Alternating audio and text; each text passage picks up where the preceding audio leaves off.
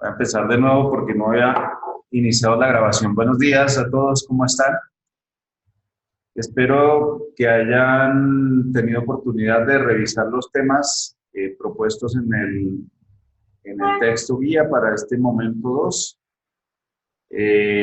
Inicialmente, como todos los días, invitarlos a esta sesión de preguntas, si hay algunas dudas sobre los temas vistos o sobre el desarrollo del curso.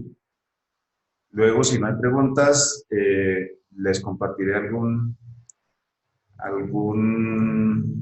apartes de los temas del texto guía y al final terminamos también con una pequeña sesión de preguntas. Veo acá en el chat que... ok, Danilo me está preguntando por las respuestas a las preguntas. Le cuento que en la pregunta perdóname, yo tengo por acá las respuestas que me envió la profesora Lilian.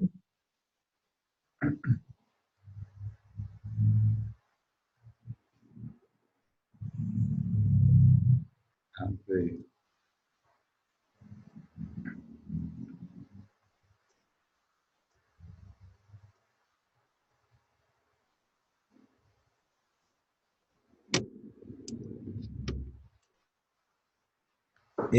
Danilo, con respecto a la pregunta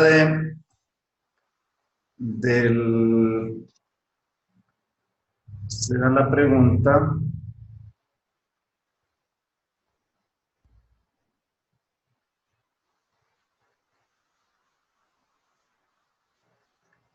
cuando se estudia la contabilidad de la corona inglesa, me dice la profesora Lilian que la respuesta sí es la targa, que ella me quedó de enviar en el transcurso de los próximos días la sustentación a su respuesta, pero que la respuesta correcta es la que está en Moodle. Igual la otra pregunta, la que es con respecto a la contabilidad pública, la contaduría pública es una profesión que tiene como fin satisfacer las necesidades de la sociedad. Es la respuesta correcta, que es la que aparece en el Moodle. Para, si entiendo que la respuesta no, digamos, no, si te dan dudas aún con las respuestas,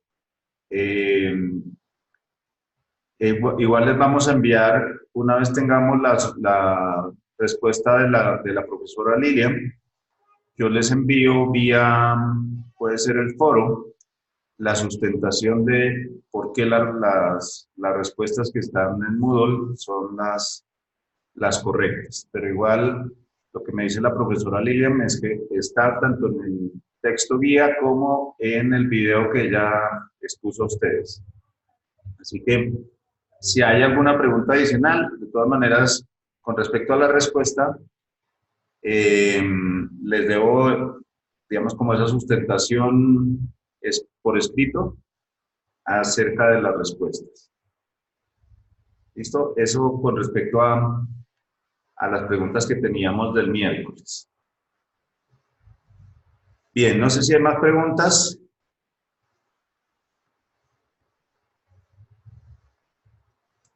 De acuerdo, entonces voy a compartirles acá mi pantalla.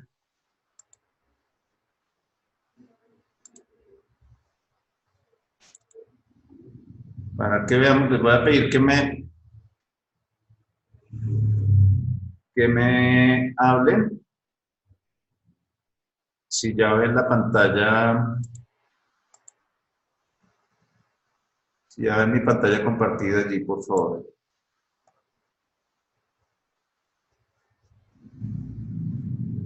Ok.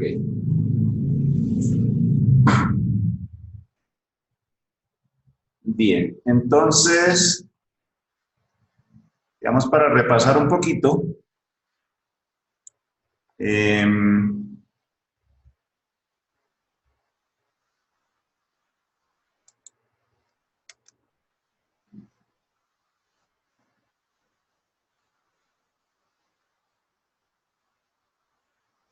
Bien.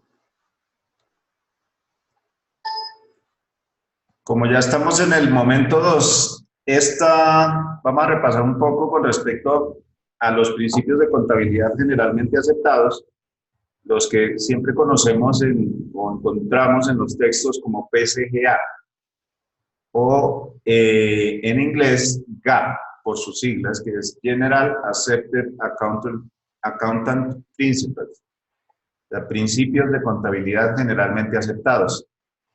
A ver si le puedo colocar por acá la sigla en inglés.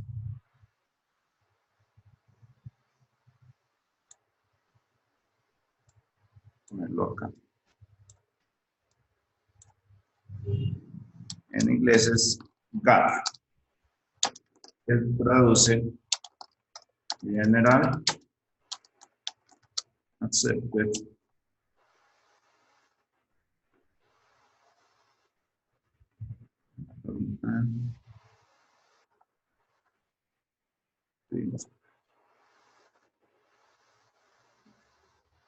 Estoy seguro si acá es con Principles.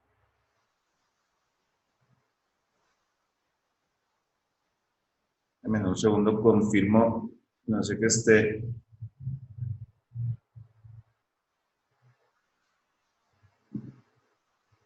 No estoy seguro de la frase.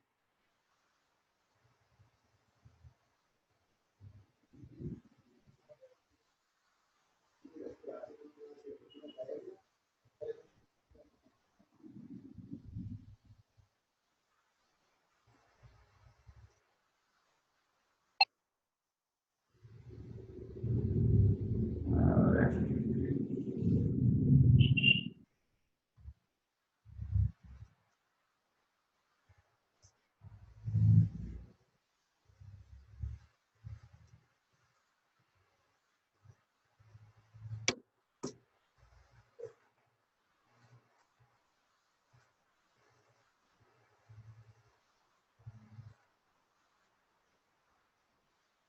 Sí, está bien así. Entonces, General Accountant.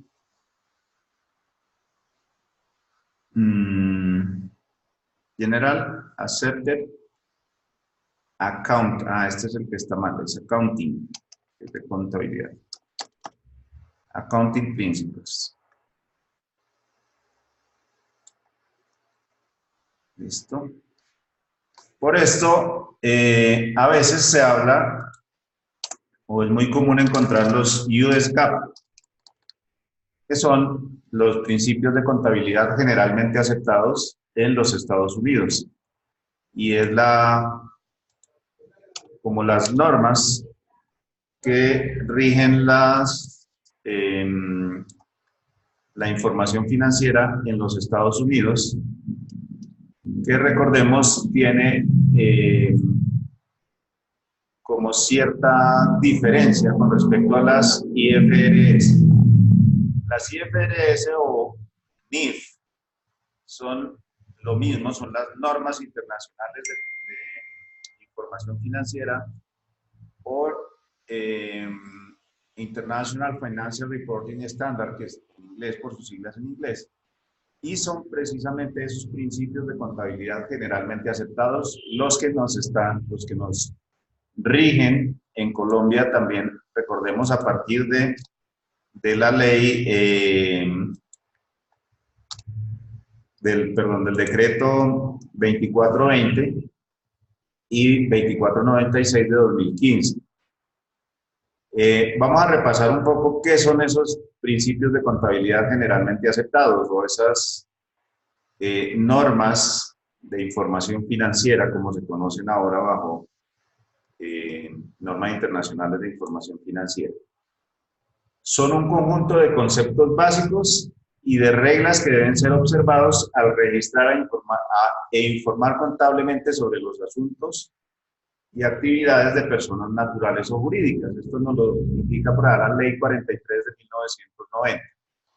Ahora, más adelante vamos a ver cómo define las normas internacionales de información financiera, que vamos a ver que el concepto es similar, simplemente que es más global, es un conjunto de normas o de conceptos globalmente aceptados y legalmente exigibles, nos dicen las normas internacionales de información financiera.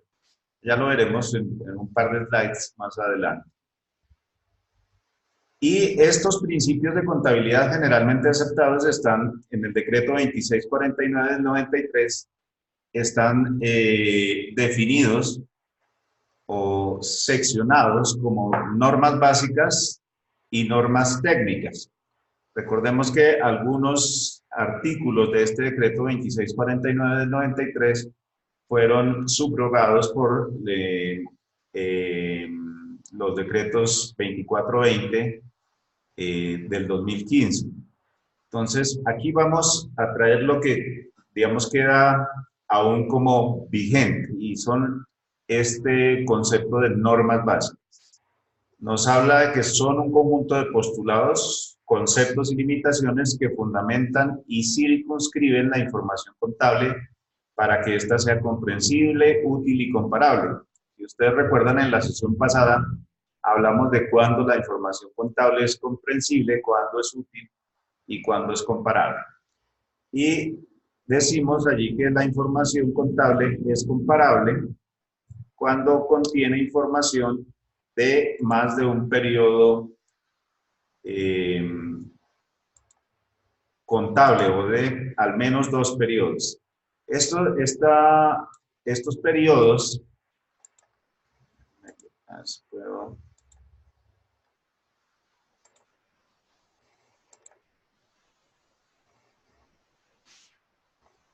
estos periodos de comparación pueden ser o 2 años, 2 años fiscales o 3 o más. Recordemos que el mínimo 2 periodos podría ser, por ejemplo, año 2018 y año 2017, a un corte específico.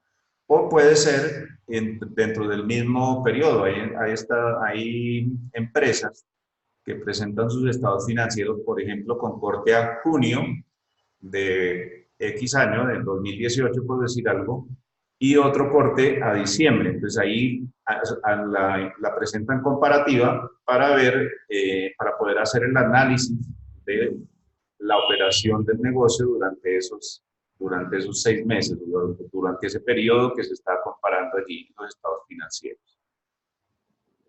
Funciones de los principios de contabilidad: identificar, medir, clasificar, registrar, interpretar, analizar, evaluar e informar las operaciones de un ente económico en forma clara, completa y fidedigna. Y esto básicamente son las funciones de la contabilidad. A eso es a lo que se dedica la contabilidad en un ente económico. A identificar cada una de esas transacciones que realiza el ente económico, a medirlas en términos de la moneda, registrarlas e interpretarlas en los estados financieros para que luego, una vez allí, se puedan analizar e informar, y de esta manera los usuarios de la información financiera puedan tomar decisiones con respecto a la empresa. ¿Con qué decisiones? Por ejemplo, uno de los usuarios de la información financiera son los accionistas. Quizás uno de los principales usuarios de esta información financiera. Y uno como accionista, obviamente, revisa en los estados financieros cuál ha sido el devenir de la empresa, cuál ha sido su desarrollo, cómo se está comportando la empresa, cómo está surgiendo el negocio, si estoy teniendo rentabilidad o si por el contrario el negocio me está dando pérdidas. Y de esa manera, yo como accionista podré tomar decisiones. Una decisión puede ser o invertir más, o retirar de pronto mis acciones, porque no vender mis acciones, o simplemente decir, no, el negocio no es rentable, ese no es el negocio que yo quiero, y como accionista retirarme de esa entidad. Otro de los usuarios de la información financiera son las entidades financieras, los bancos. Cuando yo como empresario voy a solicitar un préstamo a una entidad financiera, ellos me piden los estados financieros de la empresa a un corte específico. Bien, puede ser los del último corte al cierre a diciembre, o puede ser, si por ejemplo voy en mayo a pedir un préstamo, me pedirán los del último corte, del último trimestre, de pronto con corte a marzo, con corte a abril, para revisar cómo ha sido el desarrollo de la empresa en ese último periodo y en consecuencia poder calificar mi crédito, bien sea o para eh, otorgarme el crédito o bien sea para negarlo, según el desarrollo de las operaciones de la empresa. Recordemos que en los estados financieros se muestra esto, el desarrollo del negocio y la actualidad del negocio en un momento específico.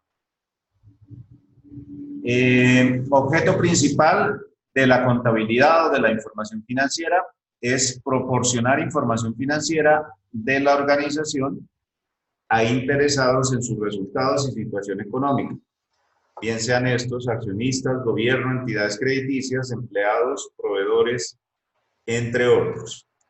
Y de esto es de lo que estamos hablando. Ellos, todos estos usuarios de la información financiera, basado en esto, en esta información presentada en los estados financieros, toman decisiones. Si hablamos del gobierno, por ejemplo, representado en las entidades como la Superintendencia de Sociedades, si la empresa es comercial y está eh, vigilada por esta superintendencia, la superintendencia financiera, si hablamos de una entidad financiera, o cualquiera otra de estas entidades, o bien sea la DIAN, por ejemplo, que recordemos es nuestra autoridad fiscal.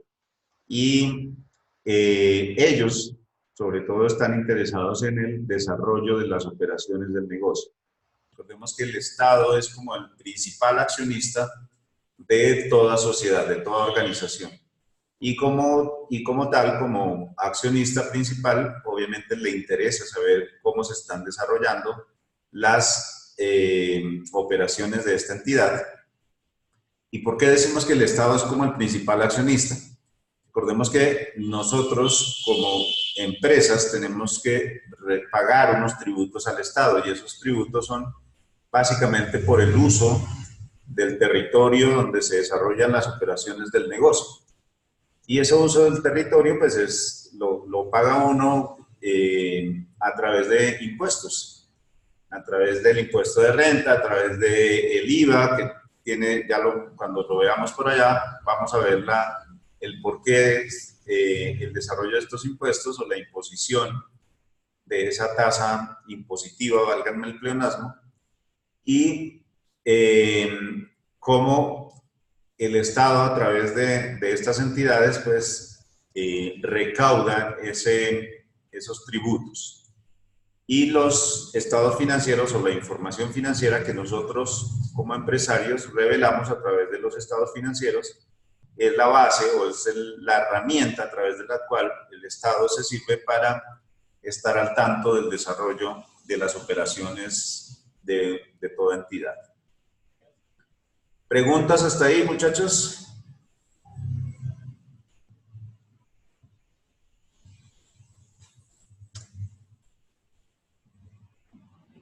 Bien, entonces, voy a ocultar acá esto que me está.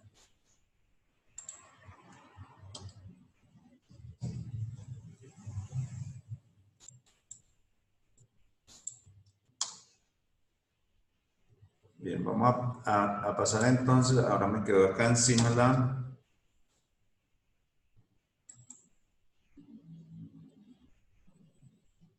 este texto que yo inserté.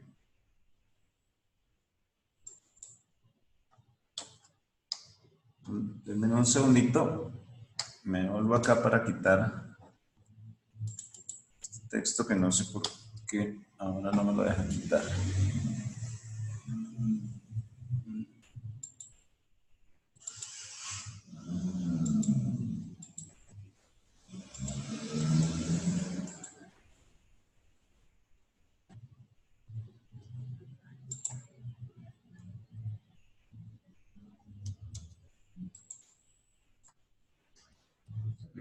momentito.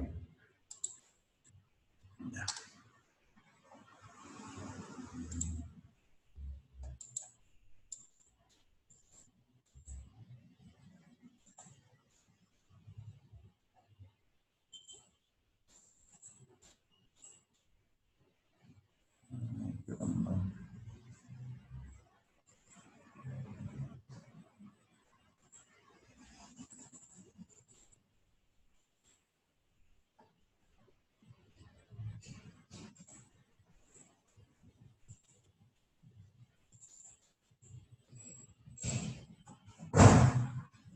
Perdón un segundo que incluí acá este texto y ahora me está generando, me lo está presentando en todas las diapositivas.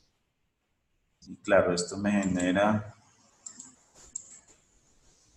que me quedó acá.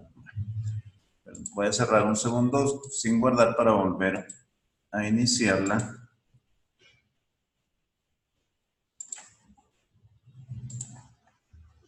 Ya va.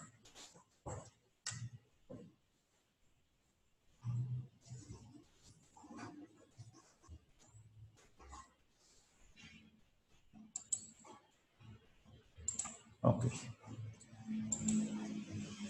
Ya estoy, entonces creo que se perdió el compartir la pantalla, ya las vuelvo a compartir.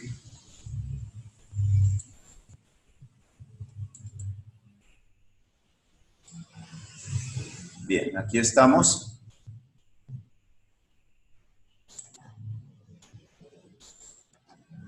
Vamos a vernos un poco acá. Entonces, acá quería... por acá me está escribiendo Danilo. Ok. Sí, listo, esa era la solución.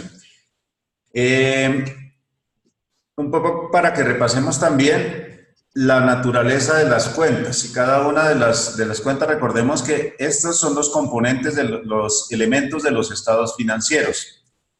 Elementos del estado de situación financiera hasta acá, hasta el patrimonio, son activo, pasivo y patrimonio. Los demás elementos del estado de resultados, es decir, ingresos, costos y gastos. Y repasemos entonces, recordemos que el activo y todas las cuentas que nosotros incluyamos dentro del activo son de naturaleza débito. ¿Qué indica su naturaleza? Que todas las registros contables que se realicen en el débito incrementarán el valor de las cuentas si son cuentas de activo. Y todos los registros que hagamos en el crédito de una cuenta del activo disminuirá el saldo de esa cuenta. Si ustedes ven acá, a ver si me deja utilizar las herramientas acá de...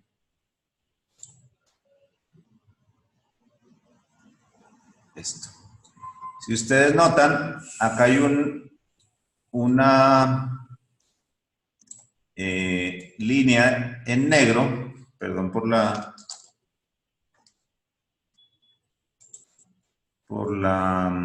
mi Parkinson no mentira, ¿qué tal?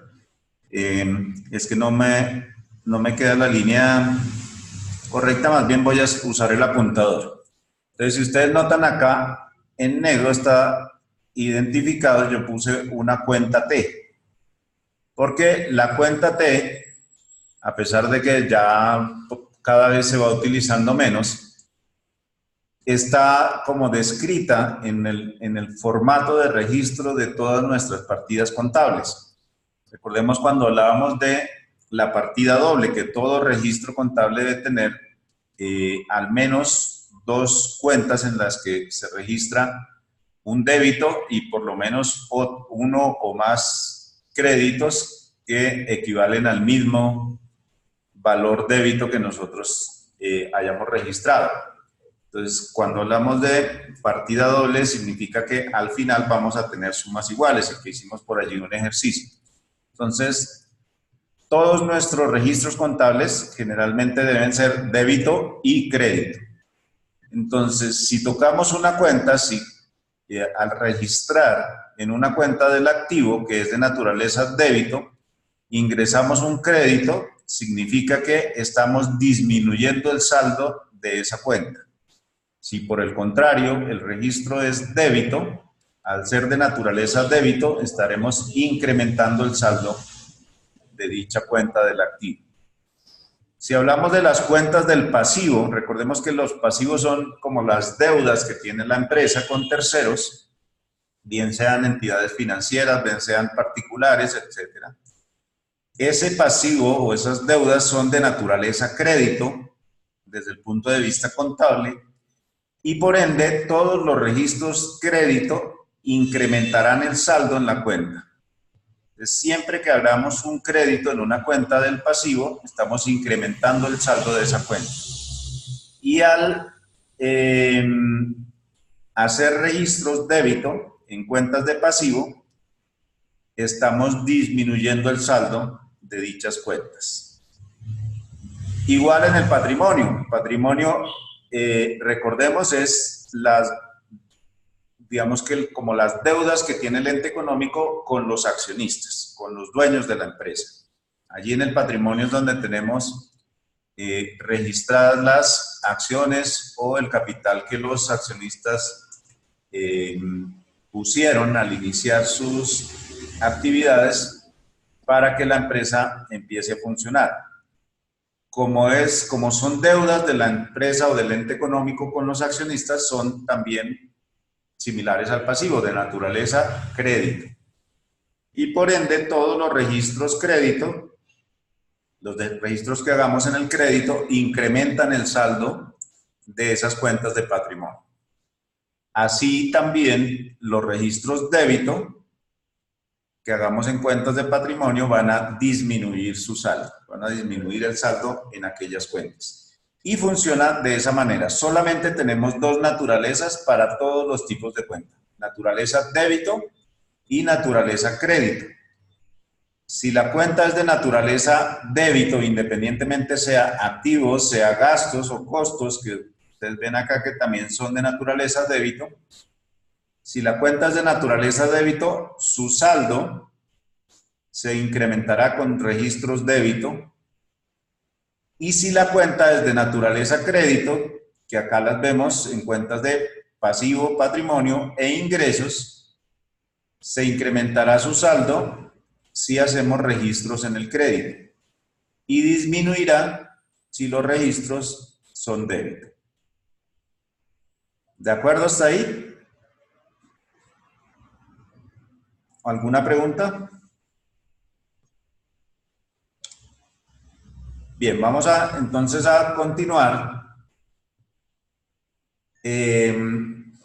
Recordemos que todos los registros que nosotros hacemos en la contabilidad de un ente económico, luego la vamos a consolidar y presentar en unos informes. Estos informes se denominan estados financieros. Ahora vamos a ver más adelante cuáles son esos estados financieros, cuáles son básicos. Hay unos estados financieros de propósito general, otros de propósito especial, pero eso los estaremos revisando en próximas sesiones, en próximos momentos. Por ahora me interesa que tengamos el concepto general. Y este concepto general es este. Los estados financieros son informes preparados periódicamente, es decir, puede ser cada periodo fiscal, que en el caso de Colombia entendemos como periodo fiscal 1 de enero a 31 de diciembre, pero no necesariamente un periodo fiscal va de enero a diciembre. Hay empresas, por ejemplo, americanas o europeas, que sobre todo estos países que tienen estaciones y que los últimos meses del año generalmente hay inviernos fuertes, es decir, nevadas. En ellos, por esta época de las estaciones, normalmente muchas empresas tienen que cerrar porque los periodos de invierno son tan fuertes, o en algunos casos el invierno es tan fuerte que no pueden desarrollar actividades las empresas, entonces tienen que cerrar. Para que no presenten eh, inconvenientes las empresas desde el punto de vista tributario, por ejemplo. Las empresas tienen unos cierres o unos periodos fiscales partidos. Un periodo fiscal normalmente son 12 meses, pero como les decía, hay empresas que el periodo va, como en el caso de Colombia, enero-diciembre, los 12 meses, pero hay empresas que el periodo va, por ejemplo, en una en la que yo trabajé, el periodo iniciaba el 1 de septiembre e iba hasta el 31 de agosto del año siguiente. Entonces, ahí está el periodo fiscal, 12 meses, pero no cumple con esa condición que existe en Colombia de enero a diciembre. Simplemente son los 12 meses, pero en este caso de agosto de un año a, perdón, de septiembre de un año a agosto del año siguiente. Simplemente para tenerlo en cuenta, el periodo puede ser también, puede ser un periodo fiscal, es decir, de 12 meses, o puede ser también, periodo, cuando hablamos acá de preparados periódicamente, puede ser un periodo más corto, puede ser 6 meses, o por qué no un trimestre o un bimestre, o también, como suele suceder en empresas, digamos, más grandes, organizadas, que se presentan estos estados financieros por periodos mensuales. Entonces, al cierre de cada mes siempre se consolida la información y se genera un juego de estados financieros básicos, es decir, el estado de situación financiera, el estado de resultados, el estado de cambios en el patrimonio, el estado de flujos de efectivo y las notas a los estados financieros. Esos 5 estados financieros básicos normalmente se presentan mensualmente y en ese caso ese sería este periodo. Y esto es importantísimo. Bajo responsabilidad de los administradores del ente económico. Es muy común creer que la responsabilidad de los estados financieros es de los contadores de las empresas, de los contadores del ente económico. Y resulta que no. La ley expresamente lo dice, la responsabilidad de los estados financieros es de los administradores del ente económico. Es decir, el representante legal, aquí juega un papel importantísimo. Recordemos que el representante legal en toda entidad está registrado ante la Cámara de Comercio como tal, y una de sus responsabilidades, que allí también ustedes lo pueden verificar en las cámaras de comercio, de los certificados de existencia y representación legal de las empresas, allí va a aparecer como una de las responsabilidades del representante legal la responsabilidad de los estados financieros. Por eso es el administrador o representante legal la primera firma que aparece en los estados financieros certificados. Todos los estados financieros, cuando los emiten y dicen, listo, estos son los estados financieros del periodo y ya no van a tener cambios, el primero que firma es el representante legal y él es el responsable de esos estados financieros. El contador público en una entidad es aquel profesional que tiene el conocimiento para la correcta aplicación, registro y control de la información del ente económico y para consolidar y plasmarla en los estados financieros, pero quien es el responsable directo de esos estados financieros es el administrador del ente económico. Entonces, es importante tener eso claro porque para que se equilibren de alguna manera las cargas y que sobre todo los administradores de los entes económicos sepan que esa es su responsabilidad y no la recarguen muchas veces en los contadores. Así como, porque también pasa mucho que, sobre todo en esta época de transición a las normas internacionales de información financiera, los administradores en muchos casos dicen, no, eso es responsabilidad del contador, el contador tiene que emitir las políticas contables, tiene que llevar la contabilidad a normas internacionales de información financiera. No, esa no es responsabilidad de los contadores. Otra cosa es que como contadores permitan que se les asigne esa actividad para realizar. Recordemos que las responsabilidades no se delegan. El administrador puede delegar autoridad, por ejemplo, pero no puede delegar responsabilidades. Entonces, aún si el contador asume la función de hacerse responsable de los estados financieros, de hacerse responsable de toda la información financiera del ente económico, la responsabilidad sigue siendo de los administradores. Eso es importante tenerlo claro. Entonces decíamos, los estados financieros son informes preparados periódicamente bajo responsabilidad de los administradores del ente económico con el objetivo de suministrar información financiera a usuarios interesados en conocer la situación económica de la organización. Y ya hablamos de esos usuarios. Recordemos que esos usuarios pueden ser tanto internos como externos. Y si hablamos de usuarios internos, estaremos hablando de empleados, accionistas, gerencias, etcétera. Y si estamos hablando de usuarios externos, estaremos hablando de entidades estatales, por ejemplo, entidades financieras, proveedores, clientes, entre otros. Bien, aquí complementando los elementos del estado de situación financiera, que son básicamente estos tres: activos, pasivos y patrimonio. Y vamos a definir cada uno de ellos. Esta definición es la definición NIF. Entonces, es la que está vigente, es la que tenemos que aplicar. ¿Y la tenemos que aplicar cuándo? Cuando vayamos a definir cómo registrar una transacción del ente económico.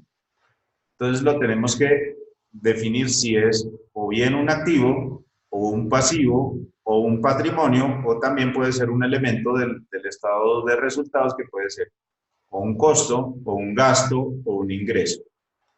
¿Y cómo hacemos para determinar qué es? Entonces, volviendo al símil que yo siempre les hago de que la contabilidad es como la medicina de las empresas, aquí es donde nosotros definimos si un síntoma, por ejemplo, a qué está asociado, o qué parte de ese cuerpo, de ese paciente nos está afectando. Entonces, tenemos el activo. ¿Qué es el activo? Es la representación financiera de un recurso obtenido por el ente económico como resultado de eventos pasados y de cuya utilización se espera que fluyan a la empresa beneficios económicos futuros. Entonces, siempre que tengamos un bien que vamos a registrar en la empresa, tenemos que pasarlo por este filtro. Entonces, ¿será un activo? Por ejemplo, resulta que la empresa compró un tractor. La empresa es una empresa agrícola o ganadera y compró un tractor para la finca. Entonces, ok, ¿dónde registramos ese tractor? ¿Cómo lo vamos a registrar? Entonces, no, pues es un tractor, es un elemento físico. Yo creo que es un activo, entonces miremos la definición de activo a ver si es un activo, si cumple con esa condición. Entonces nos dice, es la representación financiera de un recurso obtenido por el ente económico como resultado de eventos pasados. ¿Cuál es ese evento pasado en el caso de la compra de un tractor? Pues precisamente eso, la compra. ¿Por qué? Porque si ya tenemos el tractor significa que lo compramos. Entonces, lo obtuvimos, fue obtenido como resultado de un evento pasado. Ese evento fue la compra. Y de cuya utilización se espera que fluyan a la empresa beneficios económicos futuros. Y entonces ese activo lo voy a utilizar, ese elemento lo voy a utilizar para generar beneficios para la empresa. Claro, si es una empresa agrícola y yo compré un tractor, seguramente lo voy a utilizar para arar la tierra, para podar el césped, para arreglar los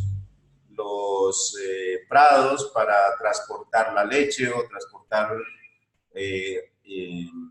no, ¿por qué no?, los terneros, el ganado, cualquiera de los implementos, la alimentación para el ganado, pues digamos cuando los tengo en un sector y no los tengo a campo abierta, por ejemplo, tengo que transportar el heno, la melaza y todos los demás elementos para la nutrición de estos animales.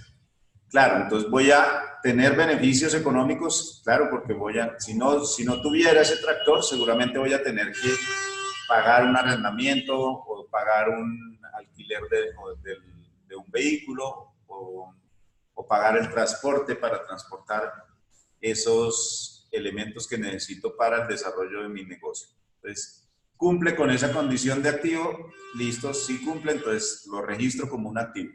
Ya luego veremos la definición de cada uno de las cuentas del activo para definir en qué cuenta lo debo registrar. Entonces, por allá nos daremos cuenta que este es un activo fijo y que por lo tanto haría parte de la propiedad, planta y equipo. Listo, acá lo que me interesa es que identifiquemos qué es un activo. Ahora los pasivos. ¿Qué son los pasivos? Es la representación financiera de una obligación presente del ente económico derivada de eventos pasados, en virtud de la cual se reconoce que en el futuro se deberá transferir recursos o proveer servicios a otros entes. Es básicamente, recordemos que estas son las deudas del ente económico, entonces es representación financiera de una obligación presente. Y aquí vamos a hacer un ejemplo también. Supongamos que yo obtuve un préstamo para comprar aquel tractor por 100 millones de pesos. Entonces, el banco me prestó esos recursos, yo me desembolsó el dinero o simplemente yo fui al concesionario, allá donde venden los tractores, y firmé el acuerdo con la entidad y el banco le desembolsó directamente al concesionario los recursos para que ellos me entreguen a mí el tractor. Pero yo tuve que firmar en el banco un pagaré, una representación de esa obligación. Y ese pagaré viene con todas las condiciones del crédito, en el cual viene una tasa de interés y unas cuotas que yo tendré que pagar durante un periodo de tiempo. Entonces, ese pasivo, miremos si es un pasivo, esa obligación, ese crédito que yo saqué. Entonces, ¿es la representación financiera de una obligación presente? ¿Debo la obligación? Claro, la debo porque es un crédito que yo obtuve del banco. Derivada de eventos pasados. ¿Cuál es ese evento pasado? Pues seguramente la visita al banco y el estudio de crédito que me debió hacer el banco, porque el banco no me va a entregar los 100 millones de pesos sin previamente haber analizado que yo tengo capacidad de pago para poderlo solventar, para poder cubrir esa deuda en el futuro. Y nos dice, en virtud de la cual se reconoce que en el futuro se deberá transferir recursos o proveer servicios a otros entes. ¿Tendré que transferir recursos en el futuro para pagar este crédito? Claramente, tendré que sacar de mi banco plata o como sea, tendré que conseguir los recursos para poder cubrir ese crédito, si no, muy seguramente me van a embargar el activo y todavía le estaré debiendo plata al banco. Y finalmente, el patrimonio, que es básicamente el valor residual de restarle a los activos los pasivos. Recordemos que la ecuación contable es activo menos pasivo igual patrimonio. Entonces aquí tenemos esa definición del patrimonio. Valor residual de los activos del ente económico después de deducir todos sus pasivos. Ese es el concepto o la definición más bien de cada uno de estos elementos del estado de situación financiera. Bien, yo creo que nos quedan menos de 5 minutos. Abro entonces el espacio para preguntas y dudas que hayan quedado bien respecto de esta pequeña presentación y respecto del desarrollo del curso hasta ahora. Y cerramos por hoy. La próxima sesión, el próximo miércoles, nos vemos y continuaremos con los elementos del estado de resultado y miramos y profundizamos en algo más ese día. ¿Alguna pregunta al respecto?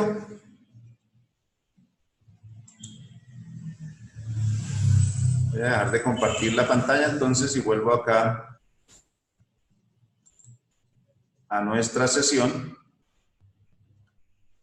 Bien, Claudia, no hay preguntas. ¿Alguien más tiene alguna pregunta?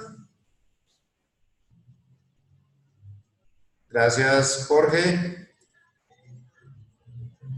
Bien, por lo que veo no hay más preguntas, entonces espero que haya sido de su agrado este pequeño repaso y valga la oportunidad para invitarles a que continúen con esa energía, con ese entusiasmo de leer los textos guía, ver los videos, ver toda la información adicional, la literatura adicional, la bibliografía adicional que allí les dejamos en los textos guía, para que vayan desarrollando las habilidades que requerimos o que se requieren para su formación profesional. De nuevo, muchas gracias por estar acá, por madrugar este sábado y todos los sábados. Y nos veremos el próximo miércoles, Dios mediante, de 9 a 10 de la noche en esta sesión de contabilidad general. Que tengan un buen fin de semana. Ahí nos vemos la próxima.